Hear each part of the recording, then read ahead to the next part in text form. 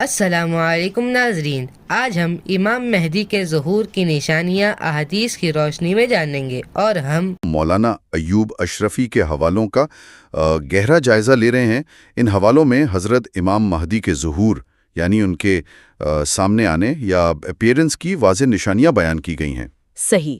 اور اس کا مقصد اصل میں کیا ہے؟ مقصد یہ ہے کہ لوگ ان نشانیوں کو پہچان سکیں تاکہ کسی بھی جھوٹے دعوے دار کے دھوکے میں آنے سے بچا جا سکے۔ صحیح۔ اور ہم اس شخصیت کے بارے میں بات کر رہے ہیں جنہیں دنیا امام مہدی کہتی ہے۔ لیکن دیکھیں، یہاں سب سے پہلے اس فنڈامنٹل کانسیپٹ کو کلیئر کرنا ضروری ہے کہ مہدی ان کا نام نہیں ہے۔ اچھا، تو یہ ان کا نام نہیں ہے؟ نہیں، اصل میں یہ ایک لقب یا ٹائٹل ہے جس کا مطلب ہے ہدایت یافتہ، یا سمپل انگلش میں دا گائیڈڈ ون۔ ذرائع کے مطابق ان کا اصلی نام نبی کریم صلی اللہ علیہ وسلم کے نام پر محمد ہوگا۔ صحیح۔ اور ان کے والد کا نام؟ والد کا نام عبداللہ ہوگا۔ وہ سیدھا نبی کریم کی نسل سے ہوں گے، اور اس میں بھی خصوصاً حضرت فاطمہ کی اولاد میں سے۔ اچھا۔ اور ان سورسز میں ان کی فزیکل اپیرنس یعنی خلیے کی ایسی پریسائز ڈیٹیلز موجود ہیں جو واقعی حیران کر دینے والی ہیں۔ مطلب فزیکل ڈیٹیلز بھی دی گئی ہیں؟ ہاں بالکل۔ ان کا رنگ روپ اربوں جیسا ہوگا، ایک کشادہ اور چمکدار پیشانی ہوگی یعنی broad and shining forehead, اور سٹواں اور پتلی ناک یعنی پرومیننٹ فائن نوز، اور ان کے دائیں گال یعنی رائٹ چیک پر ایک واضح تل ہوگا۔ وہ پیدائشی طور پر پاکیزہ اور ختنہ شدہ ہوں گے؟ ہاں، یعنی وہ نیچرلی سرکمسائزڈ ہوں گے، جی، جو کہ ایک بہت بڑی نشانی مانی جاتی ہے معصومیت کی۔ صحیح۔ اور پیدائش کے وقت ہی ان کی زبان پر کلمہ ہوگا۔ انہوں نے زندگی میں کبھی بھی بت پرستی یا آئیڈل ورشپ نہیں کی ہوگی۔ اچھا، اور ان کی نظر بھی بہت مختلف ہوگی نا؟ وہ جتنا آگے دیکھ سکیں گے اتنی پیچھے بھی دیکھ سکیں گے؟ بالکل، وہ ان کی ایکسٹرا آرڈنری سینس ہوگی۔ اور ان کے جسم سے ہمیشہ ایک بہترین خوشبو آئے گی؟ ہمیشہ خوشبو آئے گی۔ یہ سب تو جسمانی خصوصیات ہو گئیں، لیکن ان کی روحانی نشانیاں بھی تو ہوں گی؟ جی، روحانی حوالے سے ان کا دل ہمیشہ بیدار رہے گا، اور انہیں اللہ کی طرف سے الہام ہوگا۔ الہام یعنی ڈائریکٹ ڈیوائن انسپریشن، مطلب اللہ کی طرف سے ان کے دل میں سیدھی رہنمائی آئے گی؟ ہاں صحیح۔ اور ایک بہت انٹرسٹنگ پوائنٹ سورس میں موجود ہے کہ ان کے تمام ماننے والوں کے نام پہلے سے ہی لکھے ہوئے ہوں گے، اور صرف خود و خال ہی نہیں، کچھ حیرت انگیز تبرکات کا بھی ذکر ہے۔ جی، جیسے نبی پاک کی زرہ۔ ہاں، وہ زرہ انہیں بالکل پرفیکٹ فٹ آئے گی، اور ان کے پاس حضرت علی کی مشہور تلوار ذوالفقار ہوگی، اور حضرت فاطمہ کا قرآن ہوگا۔ یہ ایسا ہے جیسے وہ پوری اسلامی تاریخ کا وزن اور وراثت اپنے ساتھ لے کر آئیں گے۔ لیکن چلے زرہ اور تلوار تو سمجھ آتی ہے، وہ جو کچھ دیگر عجیب نشانیاں بتائی گئی ہیں، جیسے سوکھی لکڑی کا ہرا ہو جانا یا پھر پرندے کا ہاتھ پر بیٹھنا، یہ مجھے تھوڑا سا افسانوی لگا۔ اچھا، آپ کو یہ متھ لگا؟ مطلب کیا یہ محض ایک استعارہ ہے کہ وہ ایک مردہ معاشرے میں جان ڈال دیں گے، یا ان کو لغوی اور معجزاتی معنوں میں لیا گیا ہے؟ دیکھیں، تاریخ اور عقیدے میں ان دونوں پہلوؤں کو تسلیم کیا گیا ہے۔ ایک طرف تو یہ معجزاتی نشانیاں ہیں جو ان کی روحانی طاقت کو ثابت کرتی ہیں، صحیح، لیکن دوسری طرف ان کی علامتی حیثیت بھی بہت طاقتور ہے۔ خشک لکڑی کا ہرا ہو جانا واقعی اس بات کی علامت ہے کہ وہ جس بنجر زمین پر قدم رکھیں گے وہاں عدل و انصاف کی ہریالی لوٹ آئے گی۔ اور پرندے کا بیٹھنا؟ وہ ظاہر کرتا ہے کہ صرف انسان ہی نہیں بلکہ فطرت بھی ان کی قیادت پر مطمئن ہوگی۔ اگر یہ تصور کیا جائے کہ دنیا بھر میں ظلم اور ناانصافی اپنے عروج پر پہنچ چکی ہے، یعنی اپریشن اپنی ایکسٹریم لمٹ کراس کر چکا ہے، اور وقت کی رفتار اتنی تیز محسوس ہو رہی ہو کہ سال مہینوں کی طرح اور مہینے ہفتوں کی طرح گزر رہے ہوں۔ ہاں بالکل، ایک عجیب سی افراتفری اور کیوس کا عالم ہو۔ وقت کی رفتار اور امت کی عمر کا ایک بہت عجیب پیمانہ سامنے آتا ہے۔ ہاں، وقت کا پیمانہ، اس کو سمجھنا واقعی دلچسپ ہے۔ سرچشموں میں روحانی وقت اور دنیاوی وقت کے درمیان واضح فرق رکھا گیا ہے۔ کہا گیا ہے کہ تخلیق کے عظیم پیمانے پر ایک دن دنیاوی حساب سے 1000 سال کے برابر ہوتا ہے۔ واضح طور پر امت کی عمر کو آدھے دن کی مہلت کے تصور سے جوڑا گیا ہے۔ اب آپ خود حساب لگائیں کہ اگر ایک دن 1000 سال کا ہے تو آدھا دن دراصل 500 سال کا بنتا ہے۔ بالکل 500 سال۔ اب چونکہ ان عقائد کے مطابق آخری پیغمبر کی آمد پہلے ہی قیامت کی ایک بڑی نشانی ہیں اور ان کی آمد کو تقریباً 1450 سال ہو چکے ہیں۔ تو اس کا مطلب ہے کہ اعداد و شمار اشارہ کر رہے ہیں کہ امت اپنی مقرر کردہ مہلت کے آخری ترین حصے میں داخل ہو چکی ہے۔ صحیح پکڑا آپ نے۔ یہ محض حساب نہیں ہے، بلکہ وقت کے ہاتھ سے تیزی سے نکلتے جانے کا ایک بہت شیڈڈ احساس ہے۔ اس تیزی کے درمیان معاشرتی ڈھانچہ مکمل طور پر ٹوٹ پھوٹ کا شکار ہو جائے گا۔ اور اس ٹوٹ پھوٹ کو نمبرز میں بھی بیان کیا گیا ہے۔ سننے والوں کو بتاتی چلوں کہ مواد کہتا ہے کہ مرد اور عورت کا تناسب 1 اور 50 ہو جائے گا، یعنی ایک مرد پر 50 عورتیں۔ یہ بہت بڑا الارمنگ پوائنٹ ہے۔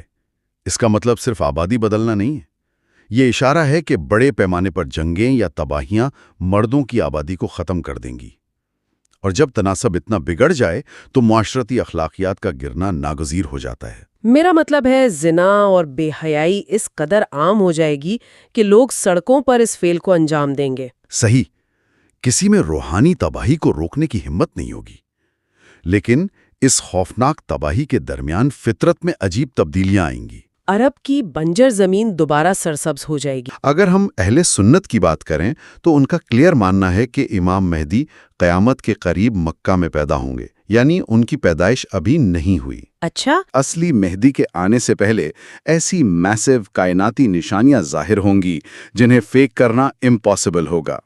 کائناتی نشانیاں یعنی کاسمک اور ارتھلی سائنس، ایسی اسپیسیفک نشانیاں کون سی ہیں؟ ذرائع نے 5 اہم نشانیاں بیان کی ہیں۔ پہلی یہ کہ دریائے فرات یعنی ریور یوفریٹس کا پانی سوکھ جائے گا اور وہاں سے سونے کا ایک عظیم پہاڑ ظاہر ہوگا۔ ویٹ، سونے کا پہاڑ؟ ذرا اس کے اکنامک امپیکٹ کا تصور کریں، یہ تو پورے گلوبل فائنینشل سسٹم کو کولیپس کر دے گا۔ ایگزیکٹلی۔ دوسری نشانی پیورلی ایسٹرونومیکل انوملیز پر مبنی ہے۔ رمضان کے ایک ہی مہینے میں اور ایک ہی دن سورج اور چاند گرہن ہوں گے۔ ایک ہی مہینے اور ایک ہی دن میں؟ یہ تو فزکس اور پلانیٹری موشن کے لاز کے ہی خلاف ہے۔ بالکل، فزکس کے بالکل اپوزٹ ہے۔ تیسرا یہ کہ مشرق کی طرف سے ایک بہت بڑی ٹیریفائنگ آگ ظاہر ہوگی جو لگاتار 3 یا 7 راتوں تک آسمان میں جلتی رہے گی۔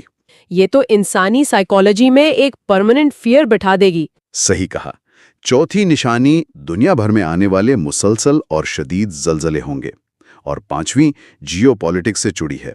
قسطنطنیہ یعنی استنبول ایک بار پھر غیر مسلموں کے قبضے میں چلا جائے گا۔ یہ عام ڈسرپشنز نہیں ہے۔ سونے کا پہاڑ، لگاتار آسمانی آگ، یہ پریکٹیکلی اس وقت ہوگا جب ہیومینٹی ٹوٹلی ایگزاسٹ ہو چکی ہوگی۔ ان ڈیزاسٹرز کی ضرورت کیوں پیش آئے گی؟ کیونکہ مورل ڈیگریڈیشن اپنی پیک پر ہوگا۔ ذرائع بتاتے ہیں کہ اس وقت دنیا پر کفر کا ایبسولوٹ غلبہ ہو چکا ہوگا۔ اسلام پریکٹیکلی صرف مکہ اور مدینہ کی باؤنڈریز تک محدود رہ جائے گا۔ یہ ڈیوائن انٹرونشن کے شروع ہونے کی وارننگز ہوں گی۔ تو جب یہ امپاسبل کاسمک سائنس گلوبلی لوگ وٹنس کر لیں گے تو اگلا مرحلہ ان کے ظہور کا ہوگا۔ ذرائع اس اپیرنس کی لوکیشن کے بارے میں کیا بتاتے ہیں؟ رمضان کا مہینہ ہوگا، خانہ کعبہ کے طواف کے دوران کہ دنیا بھر کے اولیاء اللہ یعنی جو نیک لوگ یا سینٹس ہوتے ہیں وہ وہاں جمع ہوں گے۔ اچھا، سینٹس موجود ہوں گے وہاں؟ جی، اور وہ انہیں دیکھتے ہی پہچان لیں گے۔ لیکن حیرت کی بات یہ ہے کہ جب وہ انہیں پہچانیں گے تو امام مہدی شروع میں اس بات سے انکار کریں گے۔ انکار کریں گے؟ یہ تو عجیب بات ہے۔ اگر وہ انکار کریں گے تو پھر لوگوں کو کیسے یقین آئے گا؟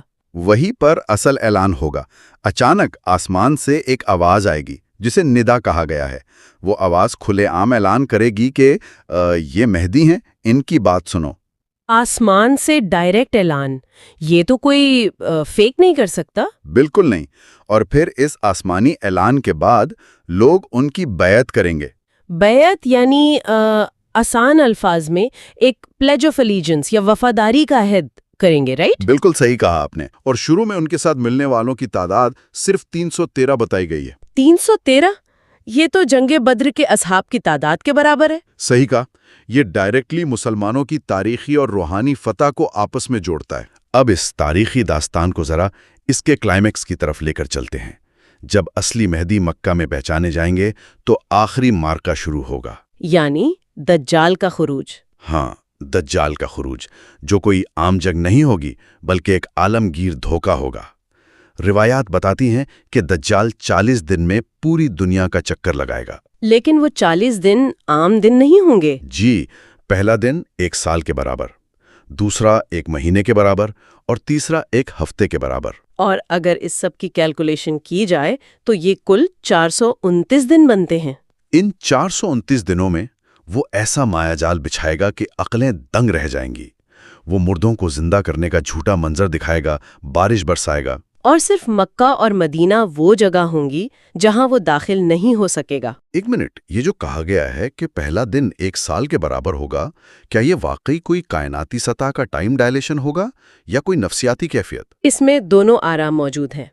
کچھ اسکالرز اسے واقعی کائناتی نظام کی تبدیلی کے طور پر دیکھتے ہیں۔ اچھا، کہ زمین کی گردش سست ہو جائے؟ جی، لیکن زیادہ تر مفکرین کا ماننا ہے کہ یہ ایک نفسیاتی اور روحانی حبس کا دور ہوگا۔ مطلب جب دجال پوری دنیا کے معاشی نظام پر کنٹرول کر لے گا تو جو نہیں مانیں گے ان کا بائیکاٹ ہوگا۔ بالکل، اور وہ بھوک اور اذیت کا ایسا دور ہوگا کہ 1 دن کاٹنا بھی سال کے برابر لگے گا۔ اور پھر اس شدید تاریکی کے بعد وہ لمحہ آئے گا جس کا انتظار پوری کائنات کر رہی ہوگی۔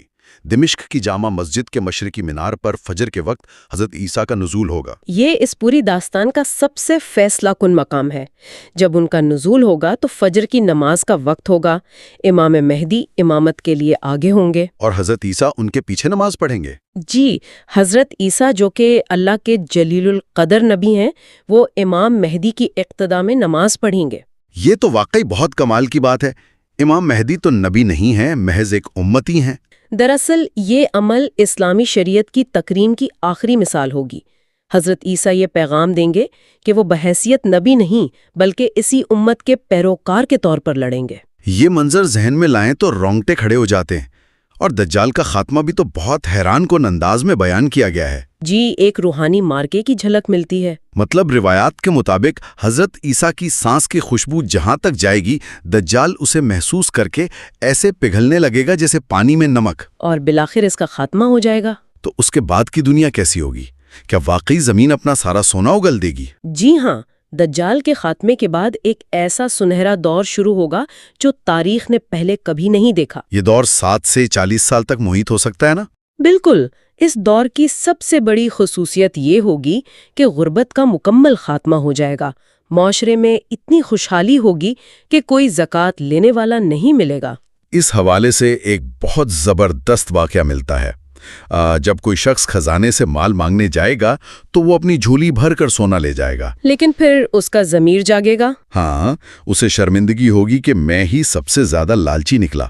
اور جب وہ مال واپس کرنے جائے گا تو اسے جواب ملے گا کہ ہم دیا ہوا مال واپس نہیں لیتے۔ انسان کی حرص ختم ہو جائے گی لیکن مال ختم نہیں ہوگا۔ اگر ہم اس واقعے کی تہہ میں جائیں تو یہ ہمیں سکھاتا ہے کہ اصل غربت وسائل کی کمی نہیں ہے بلکہ انصاف کی کمی ہے۔ 100%۔ جب نظام میں شفاف انصاف آ جاتا ہے تو لالچ خود بخود مر جاتا ہے۔ انسان کو دولت کی ہوس تب ہوتی ہے جب اسے مستقبل کا خوف ہو۔ کیا کمال تجزیہ ہے۔ اور پھر اس مثالی نظام کے بعد امام مہدی اپنی طبعی زندگی گزاریں گے۔ جی، وہ شادی کریں گے، ان کے بچے ہوں گے اور بالآخر وفات پا جائیں گے۔ وہ ثابت کریں گے کہ زمین پر اللہ کا نظام نافذ کرنا انسان کے ہی بس میں ہے۔ تو اگر ہم آج کی اس پوری گفتگو اور اس تفصیلی جائزے کو سمیٹیں تو یہ روایات ہمیں محض کوئی سائنس فکشن کہانی نہیں سناتی۔ جی نہیں، یہ بہت گہرا پیغام ہے۔ یہ ہمیں بتاتے ہیں کہ تاریخ ترین دور میں بھی امید اور انصاف کا ایک نظام ہمیشہ موجود رہتا ہے۔